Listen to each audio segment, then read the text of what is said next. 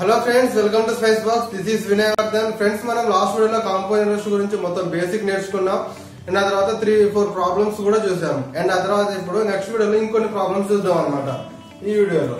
So ఇప్పుడు ఇక్కడ in what will 1000 become 1331 at 10% per annum compounded annually అంటున్నాడు.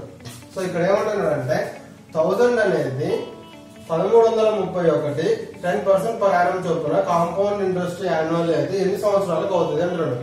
చక్ర వడ్డీ ప్రకారం 1000 రూపాయలు అనేది 10% వడ్డీ చొప్పున ఎన్ని సంవత్సరాలకి 1331 రూపాయలు అవుతుంది అనేది ఇక్కడ క్వశ్చన్ అనమాట. సో జనరల్ గా మీకు ఒకటి చెప్తాను చూడండి. సో మనకి 10% per annum అనుకోండి. సో ఇదేంటిది అంటే compound interest nothing but successive అనమాట.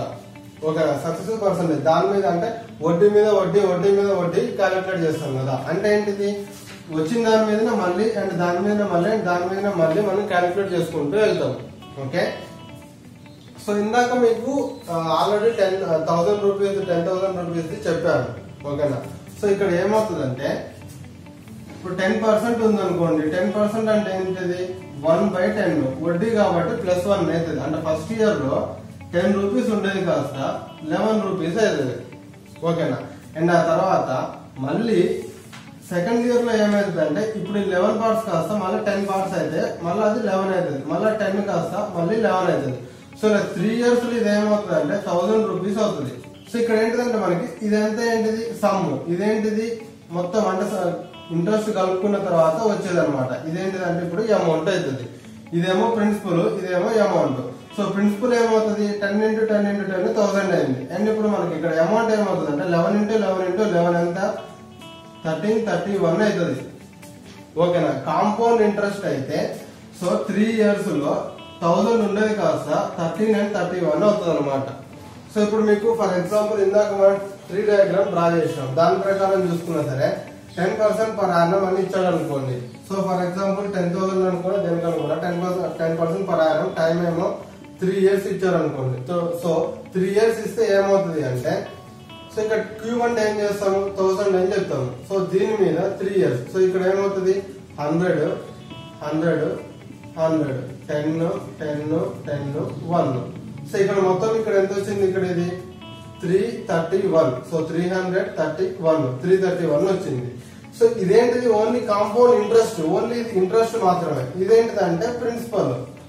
ఓకే, సో మొత్తం అమౌంట్ ఏమవుతుంది ఇక్కడ ఈ 1000 ప్లస్ ఈ 331 మొత్తం ఏమవుతుంది 1331 అవుతుంది. ఓకేనా, సో ఇప్పుడు 3 ఇయర్స్ లో 1000 రూపీస్ కాస్త 1331 అయింది అనమాట. సో ఇప్పుడు ఫర్ ఎగ్జాంపుల్ అదే 10,000 రూపీస్ కే అనుకోండి. 1000 రూపీస్ లో 10% 10 10 10 అవుతుంది. అండ్ తర్వాత వాటి మీద వడ్డీ 10 rupees 10 rupees 10 rupees 1. So 331 rupees అనేది వడ్డీ పడుతుంది. మొత్తం ఏంటంటే 1331 అవుతుంది. సో ఇక్కడ కూడా ఇది అంతే అవుతుంది అనమాట. సో 1000 కాస్త 331 అవుతుంది. ఇక్కడ ఏంటిదంటే కాంపౌండ్ ఇంట్రెస్ట్ అంటే ఏంటంటే సక్సెసివ్ అనమాట, వడ్డీ మీద వడ్డీ. సో ఇది ఏంటిది మనం జనరల్ గా రేషియో మెథడ్ అనమాట ఇది. ఓకేనా, సో రేషియో మెథడ్ లో చేస్తాం. సో రేషియో మెథడ్ లో చేసినా సరే క్లియర్ అనమాట. సో రేషియో మెథడ్ లో ఏంటిది అంటే ఒకటి సమ్ ఇచ్చి అంటే కాంపౌండ్ ఇంట్రెస్ట్ కనుక్కోమన్నా. అండ్ అదే ఇప్పుడు ఇందులో కాంపౌండ్ ఇంట్రెస్ట్ ఏమవుతుంది అంటే 331 రూపీస్ అవుతుంది. అంటే 331 యూనిట్స్ అవుతుంది. ఈ రెండింటికి మధ్య డిఫరెన్స్ కదా కాంపౌండ్ ఇంట్రెస్ట్ అనేది.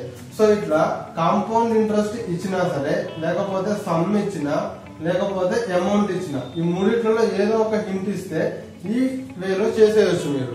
ఓకేనా, అంత లాస్ట్ వేలో ఒక సెకండ్ వే చెప్తా అని చెప్పా కదా. సో ఇదనమాట. ఇదేంటిదంటే ఓన్లీ ఇలా ఫస్ట్ ఇచ్చి లాస్ట్ అడిగితే, ఇప్పుడు సమ్ ఇచ్చిండు, సమ్ ఇచ్చి లాస్ట్ అమౌంట్ కానీ కాంపౌండ్ ఇంట్రెస్ట్ కానీ అడిగినా, లేకపోతే ఓన్లీ కాంపౌండ్ ఇంట్రెస్ట్ ఇచ్చి సమ్ కానీ అమౌంట్ కానీ అడిగినా, సో ఇది ఓకే ఈ రెండు వాటిల్లో. బట్ అట్లా కాకుండా ఇప్పుడు 3 ఇయర్స్ కాంపౌండ్ ఇంట్రెస్ట్ కి సింపుల్ ఇంట్రెస్ట్ కి మధ్య డిఫరెన్స్ ఇచ్చిండు అనుకోండి మనకి హింట్, అప్పుడు ఈ వేలో మనం చేయలేము అనమాట, అది బ్రేక్ అవుతుంది. ఓకేనా, సో ఇది ఒక వే అనమాట. సో ఇది ట్రీ డయాగ్రామ్ లో మాత్రం ప్రతి ఒక్కటి కూడా మనకి క్లియర్ అవుతాయి. ఇక్కడ మనకి ఏమి ఇచ్చిండు 1000 ఇచ్చిండు అండ్ 1331 ఇచ్చిండు. ఇది దేని క్యూబ్ అంటే 10 క్యూబ్, ఇది దేని క్యూబ్ అంటే 11 క్యూబ్.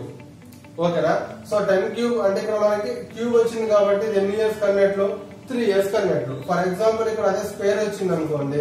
సో సో ఇప్పుడు 100 ఉన్నది 121 అయింది. సో 100 కాస్త 121 అయిందంటే అప్పుడు ఇది ఏమవుతుంది 2 years లో అవుతుంది. ఓకే, ఇదేంటిది 10 స్క్వేర్, ఇదేంటిది 11 స్క్వేర్. ఓకేనా, 10 11 కంటే మనకి రేట్ ఆఫ్ ఇంట్రెస్ట్ ఎంత 10% కదా. సో 10% కాబట్టి 10 11 10 11 10 11 మనకి ఇక్కడ 100 ఇచ్చిండు అనుకోండి, అది 100 121 ఇస్తారు 2 years కి అవుతుంది. బట్ ఇక్కడ 1000 331 ఇచ్చింది కాబట్టి ఇదేమో 10 క్యూబ్, ఇదేమో 11 క్యూబ్. సో మనం 3 years అని చెప్తాం అనమాట. Next problem, if the compound interest on a certain some at 16/2/3% for 3 years is 1270. Find the simple interest on the same at the same rate and for the same period. So ఒక some ఉన్నది, certain some ఉన్నది, ఎంతో తెలియదు కానీ దాని మీద 16/2/3% per annum చొప్పున 3 సంవత్సరాలకి కాంపౌండ్ ఇంట్రెస్ట్ ఏమైంది అంటే 1270 రూపాయలు అయింది. అయితే అదే సమ్ మీద అదే టైం పీరియడ్ లో అండ్ అదే రేట్ ఆఫ్ ఇంట్రెస్ట్ కి సింపుల్ ఇంట్రెస్ట్ ఎంత అవుతుంది అని అడుగుతున్నాడు. ఓకేనా, ఇక్కడ సమ్ అడగవచ్చు, సింపుల్ ఇంట్రెస్ట్ అడగవచ్చు, ఏదైనా అడగవచ్చు అనమాట. సో మనకి ఇక్కడ సింపుల్ ఇంట్రెస్ట్ ఎంత అవుతుంది అనేది అడుగుతున్నాడు. సో ఇక్కడ మనకి ఏంటిది రేట్ ఆఫ్ ఇంట్రెస్ట్ ఎంత 16/2/3%, టైం ఎంత అంటే 3 years. అండ్ ఆ తర్వాత కాంపౌండ్ ఇంట్రెస్ట్ ఏంటిది అంటే 1270 రూపాయలు. సో ఇది మనకి ఇచ్చిండు. అయితే సింపుల్ ఇంట్రెస్ట్ ఎంత అనేది కనుక్కోమంటున్నాడు. సో మనకి ఇక్కడ 3 years అన్నాడు. ఇక్కడ రేట్ ఆఫ్ ఇంట్రెస్ట్ 16/2/3% ఉన్నది. 16/2/3% అంటే ఎంత 1/6. సో అందుకోసమే ఇలాంటి వాటి దగ్గర అనేది మనకి ట్రీ ఫార్మ్ అనేది చాలా సింపుల్ గా వచ్చేస్తుంది. సో 3 years అంటున్నాడు. 3 years అంటే ఏంటిది 6 క్యూబ్ రాసుకుంటాం. 6 క్యూబ్ ఎంత 216. ఓకే, అండ్ దీని మీద ఇక్కడ ఏమొస్తుంది 6 స్క్వేర్ వస్తుంది అంటే 36 36 అండ్ 36 అండ్ ఇక్కడ 6 6 6 1. సో ఇదన్నమాట. సో ఇదంతా ఏమవుతుందంటే మనకి కాంపౌండ్ ఇంట్రెస్ట్ అవుతుంది. ఓకేనా, కాంపౌండ్ ఇంట్రెస్ట్ ఎంత 36 + 36 + 36. సో ఇక్కడ మనకి 30 30 30 చేసుకుంది. సో 90 అనమాట. అండ్ ఆ తర్వాత ఇంకా మీ రిమైనింగ్ ఏమున్నాయి, ఇక్కడ ఒక 6 ఉంది, ఇక్కడ ఒక 6 ఉంది, ఇక్కడ ఒకటి, ఇక్కడ ఒకటి, ఇక్కడ ఒకటి, ఇక్కడ ఒకటి, మొత్తం 6 ఉన్నాయి అనమాట. 6 6 36. 90 + 36 126 + 1 ఎంత అంటే 127. సో ఇక్కడ compound interest 127 units equals to 1270. ఓకేనా, అయితే 1 యూనిట్ ఈక్వల్స్ టు ఎంత అంటే 10 అవుతుంది. 1 యూనిట్ 10 అయితే మనల్ని ఏం అడిగిండు సింపుల్ ఇంట్రెస్ట్ ఎంత అని అడిగిండు. సో ఈ 36 + 36 + 36 ఎంత 108. సో ఈ 108 యూనిట్స్ అనేది సింపుల్ ఇంట్రెస్ట్ అవుతుంది. సో 1 యూనిట్ 10 అయితే 108 యూనిట్స్ ఏమవుతుంది 108 × 10 1080 అనేది దీని సింపుల్ ఇంట్రెస్ట్ అవుతుంది అనమాట. ఒకవేళ ఇదేంటిదంటే మనకి సింపుల్ ఇంట్రెస్ట్. ఇన్ కేస్ మనకి సమ్ అడిగింది అనుకోండి, సమ్ ఎంత 216 యూనిట్స్. సో 216 × 10 ఏమవుతుంది అంటే 2160 అని చెప్తాం అనమాట. సో ఇలా ఏది అడిగినా సరే మనకి clear. And next problem, the difference between the compound interest and simple interest on a certain some at 10% per annum for 2 years is 631 rupees. Then find the sum. So ఇక్కడ ఎంతో కొంత సమ్ ఉన్నది. ఆ సమ్ మీద 2 సంవత్సరాల కాలానికి 10% per annum చొప్పున compound interest కి మరియు సింపుల్ ఇంట్రెస్ట్ కి మధ్య ఉన్న డిఫరెన్స్ తేడా ఎంత అంటే 631 రూపాయలు. అయితే దాని సమ్ ఎంత అని అడుగుతున్నాడు. సో మనకి ఇక్కడ రేట్ ఆఫ్ ఇంట్రెస్ట్ ఎంత ఇచ్చిండు 10% ఇచ్చిండు. టైం ఎంత ఇచ్చిండు 2 years ఇచ్చిండు. అండ్ ఆ తర్వాత మనకి హింట్ ఏమి ఇచ్చిండు compound interest minus simple interest ఇచ్చిండు ఎంత 631. అండ్ ఆ తర్వాత ఇంకేమో అడిగిండు మనల్ని సమ్ ఎంత అని అడిగిండు. సో ఇది మనకి ఇచ్చిన డేటా అండ్ మనం అడిగిన క్వశ్చన్. సో మనకి ఇక్కడ 2 years అన్నాడు 10% per annum. 10% per annum ఎంత 1/10. ఓకేనా, 2 years అన్నాడు కాబట్టి స్క్వేర్ రాస్తాం అంటే 100. ఇక్కడ 10 10 1. సో ఇదన్నమాట. సో ఇప్పుడు ఈ 1 ఏమవుతుంది కాంపౌండ్ ఇంట్రెస్ట్ కి మరియు సింపుల్ ఇంట్రెస్ట్ కి మధ్య డిఫరెన్స్ అవుతుంది. ఓకేనా, ఇది మొత్తం ఏమవుతుంది అంటే కాంపౌండ్ ఇంట్రెస్ట్ అవుతుంది. అండ్ ఓన్లీ ఈ 10 + 10 ఏమవుతుంది అంటే సింపుల్ ఇంట్రెస్ట్ అవుతుంది. మనకి ఇక్కడ హింట్ ఏమి ఇచ్చిండు కాంపౌండ్ ఇంట్రెస్ట్ కి మరియు సింపుల్ ఇంట్రెస్ట్ కి మధ్య డిఫరెన్స్ ఎంత అంటే 631 రూపీస్ అని ఇచ్చిండు. సో ఇక్కడ మనకి ఎంత ఉంది 1 యూనిట్ ఉన్నది.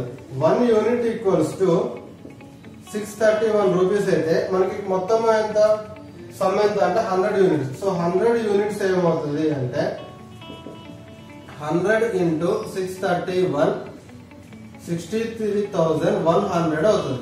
ఓకేనా, ఇదేంటిది సమ్ అన్నమాట. సో ఇది చాలా సింపుల్ గా వచ్చేస్తుంది. మీరు ఇక్కడ ఎగ్జామ్ లో అయితే ఈ ట్రీ డయాగ్రామ్ కూడా వేయరు. ఏంటిది మనకి ఇక్కడ కాంపౌండ్ ఇంట్రెస్ట్ కి మరియు సింపుల్ ఇంట్రెస్ట్ కి మధ్య డిఫరెన్స్ 2 years కి ఏమవుతుంది అంటే 1 part కదా, 10% అన్నాడు. సో 10% అంటే 1/10. సో 1 part 631 అయితే మొత్తం సమ్ ఎంత అంటే 100 units అయితే 100 units 63,100 డైరెక్ట్ చెప్పేస్తాం. మీరు పెన్ను కూడా పెట్టాల్సిన అవసరం లేదనమాట. సో ఇదే కనుక మీరు జనరల్ గా ఫార్ములా మెథడ్ లో చేయాలంటే చాలా కాంప్లికేటెడ్ అవుతుంది. సో అందుకే మీకు ట్రీ మెథడ్ లో చాలా ఈజీగా వచ్చేసాయి కాంపౌండ్ ఇంట్రెస్ట్ అనేది. And next problem, a certain sum amounts to 7,350 in 2 years and to 8,575 in 3 years. Find the sum rate percentage. So rate of interest ఎంత అంటున్నాడు. సో సమ్ అమౌంట్ ఉన్నది. ఆ సమ్ అమౌంట్ మీద కాంపౌండ్ ఇంట్రెస్ట్ అనేది 2 years లోనేమో 7,350 అయింది. అంటే amount మొత్తం compound interest తో కలుపుకొని. అదే 3 years లో ఎంత అయిందంటే 8,575 రూపాయలు అయింది. అయితే రేట్ ఆఫ్ ఇంట్రెస్ట్ ఎంత అనేది మనకి ఇక్కడ క్వశ్చన్ అన్నమాట. సో ఇక్కడ చూడండి, మీకు ఒక ఎగ్జాంపుల్ చెప్తా. ఏదైనా మనకి ఇంట్రెస్ట్ అనేది ఏంటిది, దానికి ముందు దాని మీద పడేది. సో ఇప్పుడు 1000 రూపీస్ ఉన్నది. ఓకే, 1000 రూపీస్ మీద ఒక 10% పర్ యానం అనుకోండి. 10% పర్ యానం అంటే ఇక్కడ ఎంత యాడ్ అవుతుంది, 100 రూపీస్ యాడ్ అవుతుంది. అంటే ఇక్కడ ఎంత అవుతుంది, 1100 అవుతుంది అనమాట. అండ్ ఆ తర్వాత మళ్ళీ దీని మీద కూడా 10% అయితే మళ్ళీ ఎంత యాడ్ అవుతుంది, 110 యాడ్ అవుతుంది. అంటే ఇక్కడ మనకి ఎంత వస్తుంది, 1210 వస్తుంది. ఓకేనా. సో ఇదేంటిది, ఇదేమో సెకండ్ ఇయర్ కాంపౌండ్ ఇంట్రెస్ట్, ఇదేమో third year compound interest. So ఈ రెండింటికి మధ్య డిఫరెన్స్ ఎంత అంటే 110. సో ఈ 110 దేని మీద పడ్డది, దేని మీదనే కదా ఇంట్రెస్ట్ అనేది. సో ఇప్పుడు ఈ 110 అనేది 1100 లో ఎంత పర్సెంటేజ్ చూద్దాం. ఎంత percent, 2 zeros cancel, 11 ones 11 10s అంటే ఎంత వచ్చింది మనకి, 10% వచ్చింది. సో ఇక్కడ మనకి ఇంట్రెస్ట్ రేట్ ఎంత, 10% పర్ యానమే కదా. సో ఇక్కడ మన కాంపౌండ్ ఇంట్రెస్ట్ లో ఏంటిదంటే ఏదైనా రెండు సేమ్ పీరియడ్ అంటే టైం పీరియడ్ అనేది సేమ్ అనుకోండి, ఆ రెండింటి మధ్య డిఫరెన్స్ మనకి అక్కడ రేట్ ఆఫ్ ఇంట్రెస్ట్ అనేది అవుతుంది అనమాట. సో ఇప్పుడు మనకు ఇక్కడ ప్రాబ్లమ్ లో ఏమి ఇచ్చిండు, 7,350 ఏమో 2 years కి అయింది, 8,575 ఏమో 3 years కి అయింది. సో 7,350 ఇదేంతకి 2 years కి ఉన్నారు కదా, 8,575 ఇదేంతకి 3 years కి అమౌంట్ అనమాట. ఈ రెండింటికి మధ్య డిఫరెన్స్ ఎంత అంటే 1,225. సో 1,225. సో మీకు ఆల్రెడీ స్ప్లిట్ అండ్ మెర్జ్ చెప్పాను. సో అక్కడ వెళ్ళి చూసుకున్నాను అనమాట ఇలాంటి మొత్తం క్యాల్కులేషన్ టెక్నిక్స్ కోసం. సో 1,225. ఈ 1,225 దేని మీద పడింది అంటే 7,350 మీద మనకి ఇంట్రెస్ట్ అనమాట. సో ఇప్పుడు 7,350 అనేది 1,225 ఇది ఎంత పర్సెంట్, 1,225 అనేది 7,350 లో ఎంత పర్సెంటేజ్ మనకి తెలిస్తే ఇది క్లియర్ అనమాట. సో 12,001 అండ్ ఆ తర్వాత ఇది 6. ఓకే, సో ఇక్కడ మనకి ఎంత వచ్చింది, 1/6. 1/6 అంటే ఎంత, 16/2/3%. సో ఇక్కడ మనం 62/3% అని చెప్తాం అనమాట. సో ఇక్కడ మనకి ఏంటిది 2 years కి 3 years కి మధ్య డిఫరెన్స్ ఇచ్చిందో. సో ఇక్కడ ఈ రెండింటి మధ్య డిఫరెన్స్ ఏదైతే ఉందో అదే అంత దాని ముందు పడ్డ దాని మీద ఇంట్రెస్ట్ అనమాట. సో ఇది అనేది ఈ ఇంట్రెస్ట్ అనేది దీని మీద ఎంత పర్సెంటేజ్ అవుతుందో అదే మనకి రేట్ ఆఫ్ ఇంట్రెస్ట్ అవుతుంది. And next problem, A some of money amounts to 6,690 after 3 years and 10,035 after 6 years on compound interest find the some అంటున్నాడు. సో ఇక్కడ ఏంటిదంటే సమ్ అమౌంట్ ఉన్నది, ఆ అమౌంట్ కాంపౌండ్ ఇంట్రెస్ట్ చొప్పున 3 సంవత్సరాలలోనేమో 6,690 రూపాయలు అయింది, 6 సంవత్సరాలకేమో 10,035 రూపాయలు అయింది. అయితే అసలు ఆ సమ్ ఎంత అనేది మనకి ఇక్కడ క్వశ్చన్ అనమాట. ఓకేనా. ఇందాక ప్రాబ్లం ఏంటిది, రేట్ ఆఫ్ ఇంట్రెస్ట్ అడిగింది. సో ఇందులో ఏంటిదంటే మనకి సమ్ అడిగింది అనమాట. సో ఇప్పుడు చూస్తే ఇది ఫస్ట్ సమ్ అనేది ఇక్కడ స్టార్ట్ అయింది, ఎంతో తెలియదు మనకి. ఇది 3 years అయింది. 3 years తర్వాత ఏమైంది అంటే 6,690 రూపాయలు అయింది. ఓకేనా. రేట్ ఆఫ్ ఇంట్రెస్ట్ ఎంతో తెలియదు. మళ్ళీ ఇంకొక 3 years తర్వాత అంటే ఇప్పుడు 6 years అంటే ఇక్కడ నుంచి ఏమైంది 6 years అవుతుంది.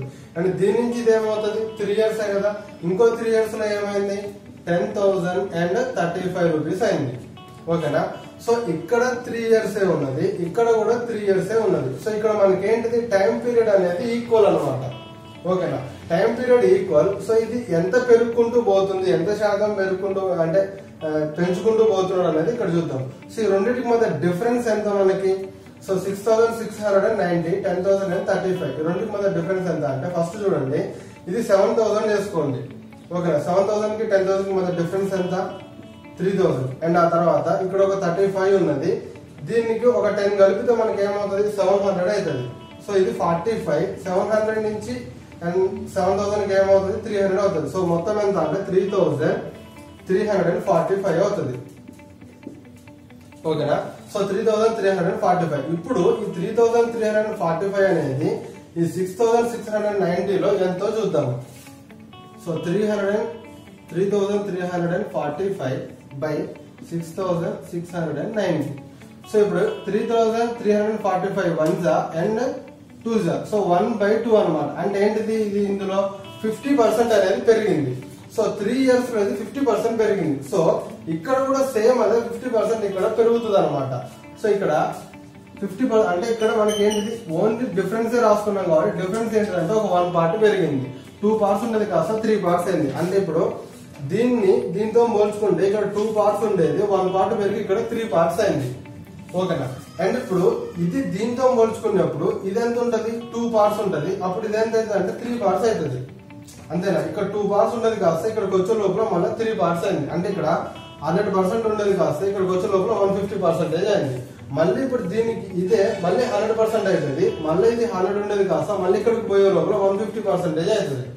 సో మనకి ఏంటిది 3 years అంటే టైం పీరియడ్ అనేది మనకి సేమ్ కాబట్టి ఈ సేమ్ టైం పీరియడ్ లో 50% అనేది పెరుగుకుంటూ వెళ్తుంది. అంటే ఇప్పుడు ఇక్కడ 6690 అనేది మనకి 3 parts అవుతుంది. అయితే మనకి ఎంత కావాలి 2 parts. సమ్మే కదా, సమ్ ఇక్కడ ఎంత అవుతున్నప్పుడు 2 parts అవుతుంది. 2 parts ఎంత? సో ఇప్పుడు 3 1s 3 2s 3 2s 3 3s and 0 కి 0. 2230 into 2 ఏమవుతుంది 4460. ఓకేనా? సో దీని మీద సమ్ ఎంత అంటే 4460 అని చెప్తారు. And next problem, a sum of money doubles itself at a compound interest in 15 years. In how many years it will become 8 times అంటున్నాడు. సో సమ్ ఆఫ్ మనీ ఉన్నది, అది కాంపౌండ్ ఇంట్రెస్ట్ చొప్పున 15 సంవత్సరాలలో డబుల్ అయింది, రెట్టింపు అయింది. అయితే అదే సమ్ ఆఫ్ మనీ ఎన్ని సంవత్సరాలకి 8 రెట్లు అవుతుంది అనేది అడుగుతున్నాడు అనమాట. సో ఫర్ ఎగ్జాంపుల్ ఇక్కడ ఫస్ట్ సమ్ ఉన్నది ఒక 1 యూనిట్ అనుకోండి. ఓకేనా? ఇది 2 యూనిట్లు అయింది అంటే డబుల్ అయింది అనమాట. ఎన్ని సంవత్సరాలకి 15 years కి అయింది. 15 years లో డబుల్ అయిందంటే మళ్ళీ ఇక్కడ 15 years లో సేమ్ టైం పీరియడ్ కదా, మళ్ళీ సేమ్ టైం పీరియడ్ లో ఇది మళ్ళీ డబుల్ అవుతుంది. అంటే మళ్ళీ ఇంట్రెస్ట్ మీద ఇంట్రెస్ట్ పోతా ఉంటది కదా, కాంపౌండ్ ఇంట్రెస్ట్ అంటే మళ్ళీ డబుల్ అవుతుంది. అంటే ఇక్కడ 4 అండ్ మళ్ళీ ఇది ఆ తర్వాత మళ్ళీ 15 years తర్వాత మళ్ళీ డబుల్ అవుతుంది అంటే 8. అంటే ఇక్కడ 15 years అండ్ ఇక్కడ ఒక 15 years. సో మొత్తం ఇక్కడ ఎంత 15 + 15 + 15 అంటే ఎంత 45 years. సో 45 years లో అది 8 times అవుతుంది అనమాట.